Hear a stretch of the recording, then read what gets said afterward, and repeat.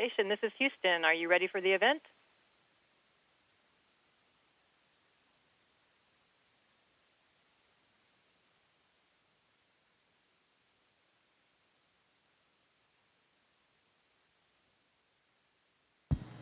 Houston Station, ready for the event.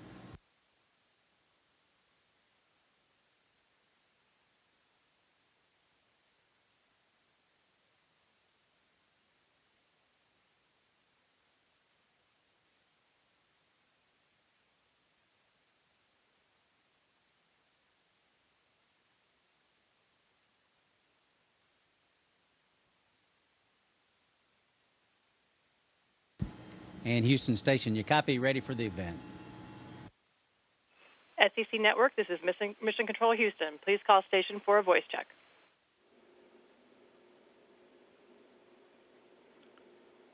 Station, this is SEC Network. How do you hear me?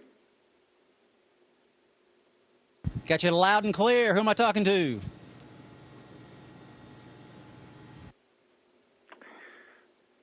This is Paul Feinbaum, and we're joined by ISS Expedition 41 flight engineer Butch Wilmore. Butch, Paul Feinbaum here at the SEC Network. I hope all is well out there. Oh, all is great up here, Paul, and welcome aboard the International Space Station. Well, thank you. I see you're holding a football, which is part of the reason that we are so excited to talk to you. For those who haven't followed your story very closely, at least in terms of college football and the SEC Network, please elaborate and explain to our viewers, hopefully across the world and who knows how far outside the world. Well, Paul, I'm a big fan of the Southeastern Conference. I grew up in Tennessee and watched the Vols and Vanderbilt and all the other Southeastern Conference teams. So I always try to watch every year. And, of course, I'm here on the space station during football season. So I talk to the people that work on getting video and stuff for us during our what little free time we have. And I said, is there any chance I can get some SEC football and, some of the SEC Network that's new coming online? And a little bit of just a little question, and lo and behold, here we are, and I have it, and I've been enjoying it. Butch, I know there's a joke in this somewhere that someone went to outer space and returned to find out that Mississippi State was 1 in the country and Ole Miss is 3. But I sense, or I trust, that you already knew that. But it would be quite a shock for somebody coming back from outer space. That it would indeed. And I tell you what a great time for the Southeastern Conference to have 4 teams in the top 5. I'm excited and I'm thrilled that it's happening. Well, I know you played college football at Tennessee Tech. Your connections and your blood run with pretty deep orange, and you know what this weekend is. It's the 4th Saturday in October.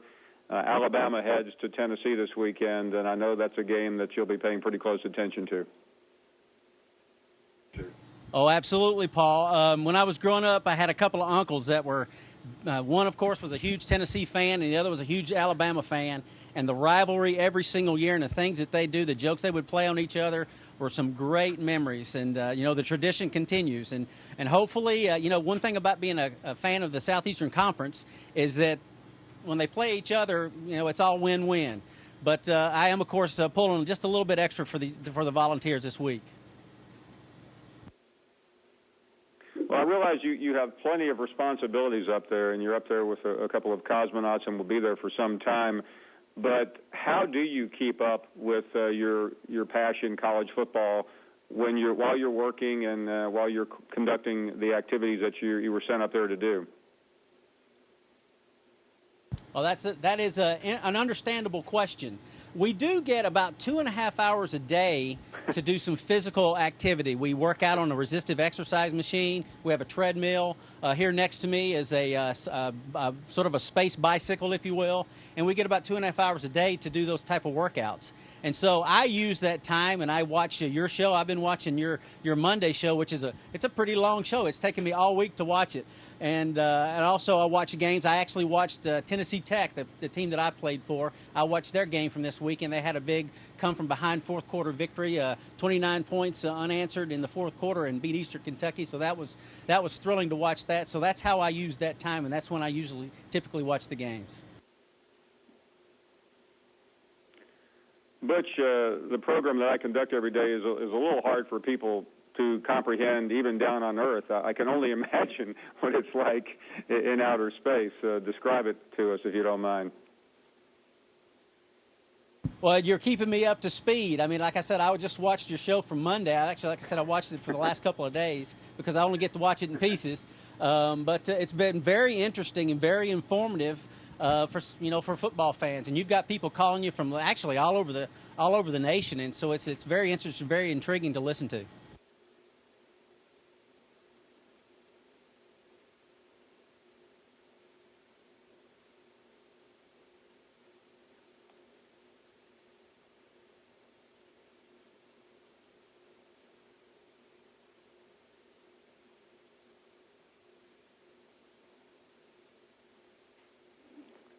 Yeah, Butch, the mere mention of the Feinbaum show apparently shut us down temporarily with our transmission from here at the SEC Network to where you are. Let me ask you again, the program that I conduct is hard for some people to comprehend on Earth. Somewhat jokingly I ask, but what's it like to watch from outer space? Well, it's been very interesting. Like I said, I've been watching your show, your Monday show, which is a very long show. I've been able to watch it in pieces throughout the week. I just finished it literally 30 minutes ago, and it's very informative. It's interesting. You've got some interesting guests, people calling from all over the nation, and of course the insight things that I'm not aware of. Obviously, not been able to keep close ties on games and the network. The Southeastern Conference as well. So I thank you for all you're doing. It's helping me stay in touch. Finally, I mean, you've trained for this. You've been up in space before. This is not your first mission, of course. How difficult is it? I know you're doing very important work, but obviously you're away from your family, you're away from your friends, and you're also away from college football during the season.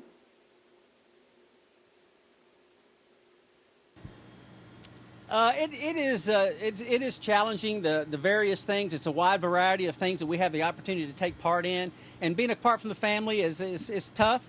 But NASA does a good job. They give us some video links once a week, kind of like we're doing now, and I can call them. We have a certain type of phone with satellite links that I can call them about every day. So we're able to stay in touch, and that's very beneficial for the psyche, if you will, while we're up here and away for so long.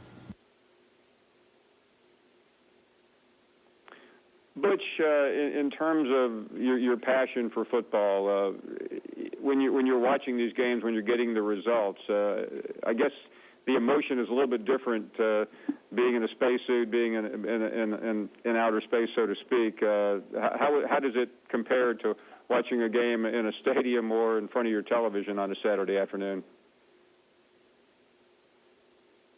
Well, it's definitely unique, that's for sure. But it's kind of nice, to just kind of kick my feet up and just kind of float and watch and float around and just kind of watch in that fashion. It's definitely different than you can do down on Earth. So it's got its pluses up here as well.